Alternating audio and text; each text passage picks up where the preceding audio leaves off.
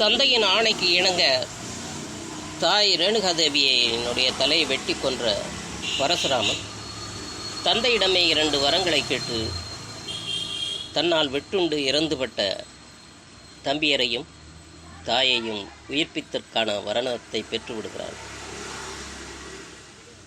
அதன்படியே தாயினுடைய தலையையும் உடலையும் இணைத்து அவளை உயிர் பெறச் செய்து விடுகிறார்.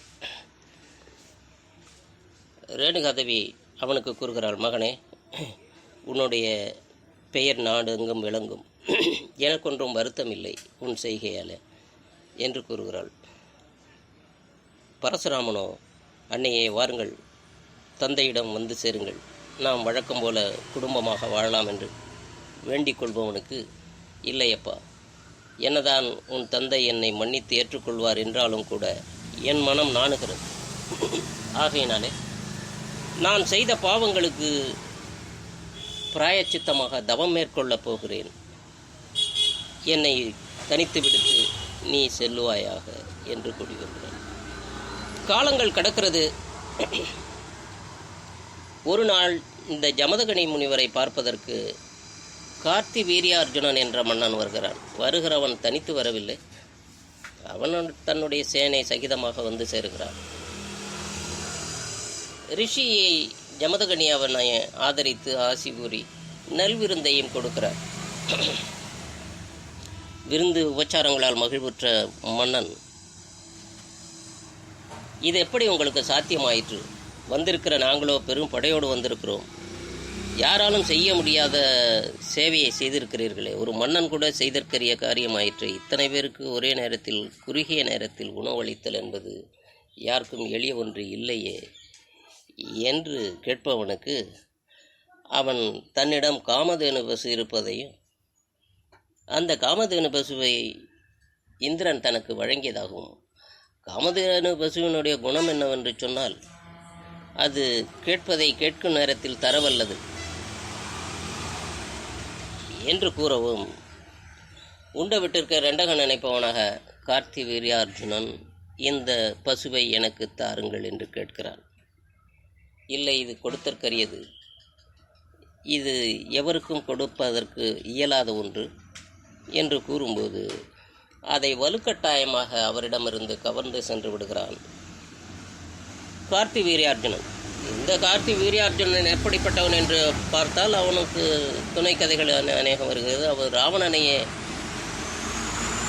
போரில் தோற்கடித்து அவனை கைது செய்து வைத்திருந்தவன் என்றெல்லாம் அவனுடைய பெருமை பேசும்.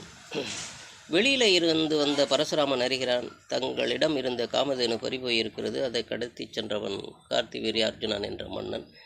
விருந்தையும் உண்டுவிட்டு வேதனையும் தந்து விட்டானே என்ற கோபத்திலே அங்கே சென்று கார்த்தி வீரியார்ஜுனனை போரிட்டு கொன்று காமதேனு பசுவை மீட்டு வருகிறார். மீட்டு வருகிற பரசுராமனை பார்த்து ஜமதகனி முனிவர், என்ன பாவம் செய்தாய்?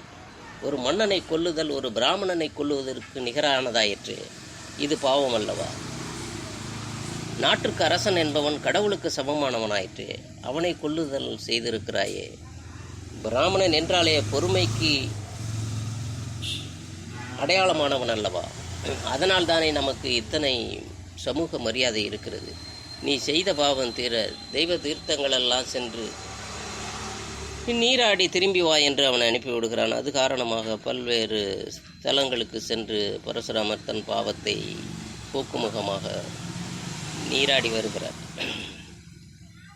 இந்த நிலையில் இந்த கார்த்தி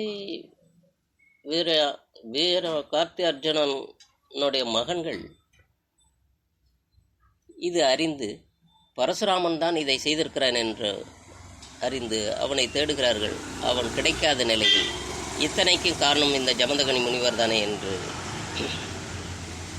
ஜமதகனி முனிவரை கொன்று விடுகிறார்கள். பரசுராமனுடைய தந்தை பழிக்கு பழியாக கொல்லப்பட்டு விடுகிறார். தவத்தை எல்லாம் மேற்கொண்டு திரும்பி வருகிற பரசுராமன் அறிகிறான், தன்னுடைய தந்தையை கொன்றவர்கள் கார்த்தி வீரியார்ஜுனனுடைய புதல்வர்கள் என்று அறியவும் அவர்கள் செய்த வழியிலே அங்கே சென்று அங்கு இருந்தவர்கள் அநேகரை கொன்று அவருடைய பிள்ளைகளை கொன்று ஒழித்து விடுகிறார். சுமார் 21 தலைமுறைக்கான வாரிசுகளை, அரச வாரிசுகளை, சத்திரியர்களை கொன்று குவித்தான் என்று புராணம் கூறுகிறது. அன்றே அவன் ஒரு உறுதி செய்கிறான், சத்திரியர்கள் எவருக்கும் தான் இந்த வித்தையை பயிற்சிப்பதில்லை. அதாவது அவன் ஒரு சிறந்த வீரன், பலருக்கும் பல வித்தைகளை பயிற்சித்து வந்தவன். சத்திரியர்களுக்கு இந்த வீர வித்தைகளை கற்றுத்தருவதில்லை என்ற ஒரு பெரிய தீர்மானத்தை அவன் எடுத்து விடுகிறான். அப்படி முடிவெடுத்தவனை தான் கர்ணன் சந்திக்க போயிருக்கிறான். இதுக்கு இடையில இங்கே என்னடா நடக்குதுன்னு பார்த்தா, இந்த ஜமதகனி முனிவர் இறந்துபட்ட உடனே அதுவரையும் அவரை வந்து காணாத ரேணுகாதேவி அம்மா இது அறிந்து மிகவும் துயருறுகிறாள். ஜமதகனியினுடைய தீயிலே அவளும் விழுந்து இந்த அன்றைக்கு உள்ள சதி வழக்கத்தை தீர்க்கலாம் என்று தீப்புகிறார். அந்த நேரம் பார்த்து வானம் மழை பொய்கிறது. அசரீரி வாக்கொன்று கூறுகிறது, ரேணுகாதேவி, நீ சாதாரண பெண் அல்ல, சக்தியினுடைய அம்சமானவள். நீ சாதல் கூடாது. நடந்ததை மறந்துவிட்டு நீ எல்லை காக்கும் தெய்வமாக இங்கேயே இருந்துவிடு. உன்னை மாரியம்மன் என்று உலகம் அழைக்கும், எல்லை அம்மன் என்று உன்னை அழைக்கும். இனி நீ மக்களை காத்தல் பொருட்டு இங்கேயே இருந்துவிடு. சாகிற யோசனையை கைவிடு என்று அசரீரி வாக்கு சொல்லிவிடுகிறது. உடலெல்லாம் தீயால் வெந்து போன ரேணுகாதேவி உயிர் மட்டும் தனதாக இருக்கையில் அவள் வாழ வேண்டிய கட்டாயத்தை உணர்ந்து மக்களை காத்தல் தொழில் தம் வசம் கடவுளாலேயே கூறப்பட்டிருப்பதை அறிந்து அவள் மக்கள் வாழும் பகுதிக்குள் நுழைகிறாள். எப்படி பெண் உருவமெல்லாம் எரிந்து போனவள், உடையற்றவள் எப்படி போக முடியும்? அப்போது அவள் உடுத்திய உடைதான் வேப்பிலை. வேப்பிலையை பறித்து தன்னுடைய உடலை மூடி மறைத்து கொண்டு பசி தாங்க முடியாதவளாக சேரிக்குள் நுழைகிறாள். இப்பவும் அம்மை நோய் கண்டவர்களுக்கு வேப்பிலையை அடிப்பது, வேப்பிலையை அரைத்து பூசுவது, வேப்பிலை உடை உடுத்துவது என்பதெல்லாம் அன்று ரேணுகாதேவி செய்த வழக்கம்தான். அப்படி அவள் சேரிக்குள் நுழைந்தவளை ஆதரித்து அவளுக்கு கூழும் கருவாடும் உண்ண கொடுக்கிறார்கள். அதுவே இன்றும் அம்மனுக்கு படைக்கப்படுகிற நைவேத்திய பொருளாகி விடுகிறது. இப்படியெல்லாம் இருக்கையில் கர்ணன் பரசுராமனை சந்திக்கிறான். அவன் கேட்கிற முதல் கேள்வியே, நீ சத்திரியனா? இல்லை, நான் சத்திரியன் இல்லை, பிராமணன். ஏற்கனவே சத்திரியர்களுக்கு போர் பயிற்சி தருவதில்லை என்ற முடிவில் இருந்த பரசுராமனுக்கு சரி பரவாயில்லை, இவன் சத்திரியன் இல்லை என்ற போது இவன் யாசிக்கிறான், இவனுக்கு கற்றுத்தருவோம்.